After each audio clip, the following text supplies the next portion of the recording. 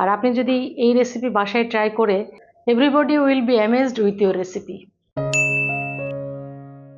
সুপ্রিয় বন্ধুরা, আসসালামু আলাইকুম। আফলাতুন নাহারস কিচেন ইউটিউব চ্যানেল থেকে আপনাদেরকে অনেক অনেক শুভেচ্ছা এবং স্বাগত জানাচ্ছি।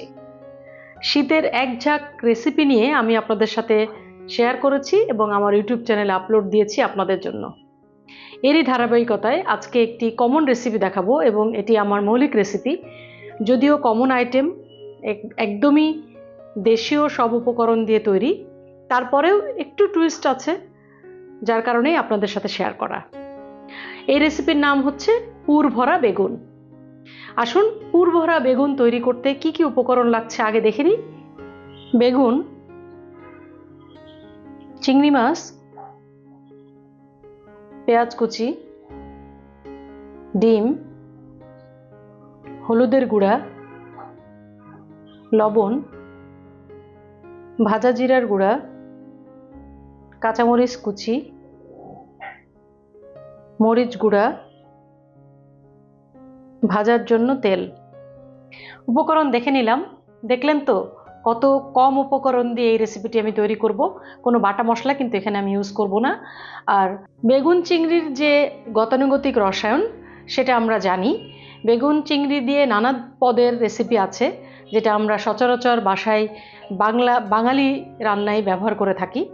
তো আজকে যেটা পুর ভরা বেগুন, সেখানে পুর হিসেবে যাবে চিংড়ি মাছ, এবং এই চিংড়িটা ছোট চিংড়ি, তারপরে আমি এটা আরও বেশি কুচিয়ে নিয়েছি। আর এর মধ্যে আমি যে উপকরণগুলো দিব সেগুলো যখন তৈরি করব তখন আপনারা দেখতে পাবেন। তাহলে সরাসরি মূল পর্বে চলে যাই। প্রথমে আমি বেগুনটা কেটে নিব। বেগুনটা আমি একটু তেঁচড়া করে কাটবো এভাবে।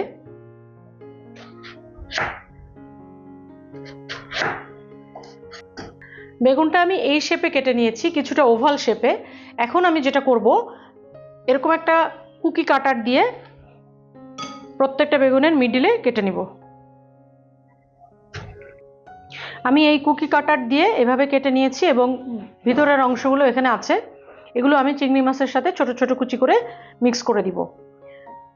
তার আগে আমি এখানে সামান্য সল্ট, হলুদের গুঁড়া এবং মরিচের গুঁড়া দিয়ে এটাকে একটু মাখিয়ে নেব।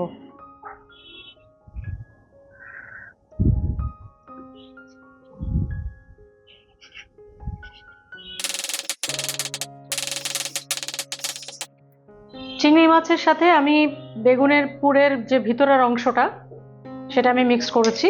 আর একটা ডিম নিয়েছিলাম, সেটা আমি প্রথমে ফেটিয়ে নিচ্ছি, কারণ পুরো ডিমটা নাও লাগতে পারে, সেজন্য। আমি একটা বড় বোলে চিংড়ি মাছ এবং বেগুনের অংশটা নিয়ে নিচ্ছি। এরপরে একে একে অন্য উপকরণগুলো, পেঁয়াজ দিব হাফ কাপের মতো,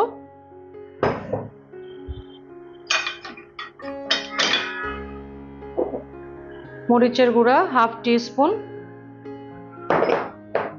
কাঁচামরিচ কুচি 1 টিস্পুন। ঝালটা যার যার পছন্দ মতো, কারণ এই রেসিপিতে একটু স্পাইসি হলে ভালো লাগে, সেজন্য আমি দুটো মরিচই দিয়েছি। আর হচ্ছে ভাজা জিরার গুঁড়ো হাফ টিস্পুন, সল্ট দিব হাফ টিস্পুনের একটু বেশি, আর হলুদের গুঁড়া 1/4 টিস্পুন।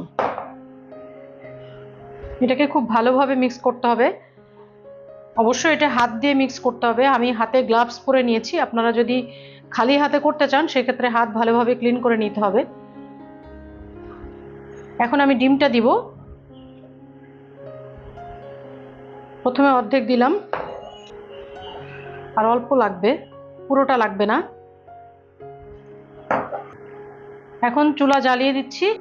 তেল গরম হলে আমি প্রথমে বেগুনের এই স্লাইসগুলো দিব, এর ভিতরে পুরটা দিব।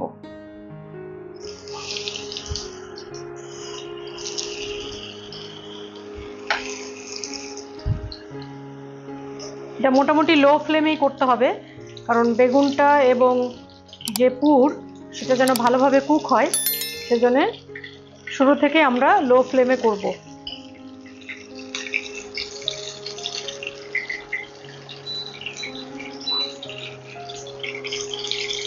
এবং অল্প তেলেই করার চেষ্টা করব।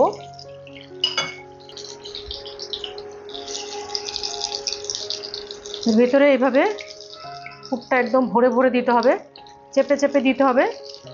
এবং এই কাজটা অবশ্যই আপনারা চামচ দিয়ে করবেন, হাত দিয়ে করতে যাবেন না, তাহলে একটা অ্যাক্সিডেন্ট ঘটতে পারে, কারণ যেহেতু গরম তেল।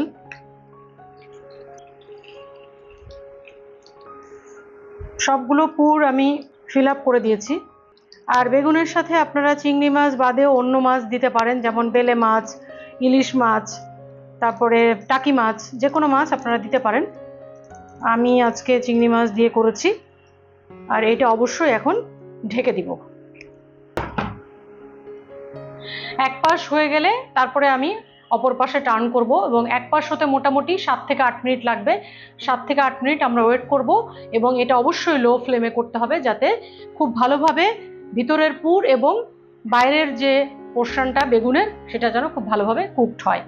যেহেতু আমি একজন কুলিনারি আর্টিস্ট এবং প্রফেশনালি কাজ করি, তো সবসময় চিন্তা করি যে আপনাদেরকে ভিন্নধর্মী রেসিপি উপহার দেওয়ার জন্য, সেটা সবসময় আমার মাথায় থাকে। এবং আমি যখনই আপলোড দিই তখনই চিন্তা করি আপনাদের কথা, যে আপনারা আসলে কোন কোন রেসিপি দেখতে পছন্দ করেন। আপনারা যদি বিশেষ কোনো রেসিপি দেখতে চান, অবশ্যই আমাকে কমেন্ট সেকশনে জানাবেন। আফলাতুন নাহারস কিচেনের ইউটিউব চ্যানেল সাবস্ক্রাইব করে সাথে থাকবেন। আপনাদের গুরুত্বপূর্ণ মন্তব্য দিয়ে আমাকে সমৃদ্ধ করবেন। 7 মিনিট ডান।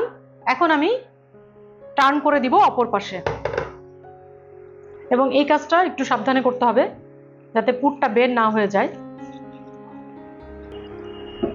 আর এখানে আমি বাইন্ডার হিসাবে এগটা ইউজ করেছি, এজন্য এটা কিন্তু খুলেও যাবে না। যদি সাবধানে এটাকে টার্ন করা যায় তাহলে কিন্তু খুলে যাবে না। এখন আমি আবারও 5 মিনিটের জন্য ঢেকে দিচ্ছি।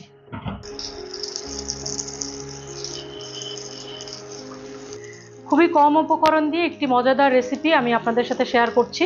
এই রেসিপিটি আপনারা সাইড ডিশ হিসাবে পোলাওয়ের সাথে, খিচুড়ির সাথে, নর্মাল ভাতের সাথে, এমনকি খুদের ভাত যেটা বা খুদের খিচুড়ি, তার সাথেও কিন্তু এটা অসাধারণভাবে সাইড ডিশ হিসাবে চলে যাবে। এখন আমি তুলে নিচ্ছি।